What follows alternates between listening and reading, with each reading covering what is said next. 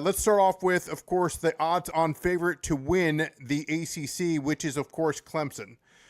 So here we are with Clemson. We have a couple of key games here. They start off on the 30th, LSU. Just to name a few here, they play South Carolina towards the end.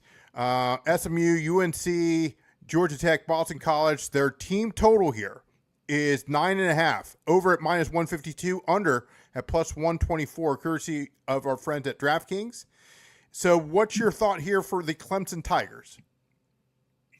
Clemson is projected to do very, very well this year. They're favorites to win this division or this conference for a reason.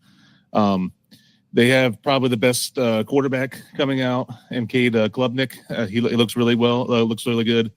They got a really good group of receivers, and I think they're not even eligible for the draft until after next season. I believe the receivers they have.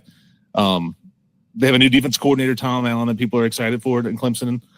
So I think Clemson is projected to win this conference, and I think for a good reason. I think they're the best team.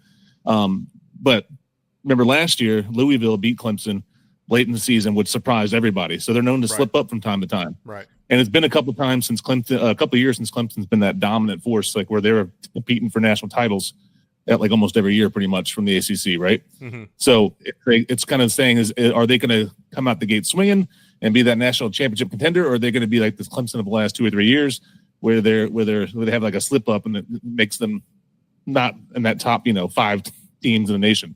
So we'll see what happens. I think the best case scenario for them is that they go 12-0 and win everything out. But starting with LSU is a tough opener. Yeah, it's a tough opener for sure.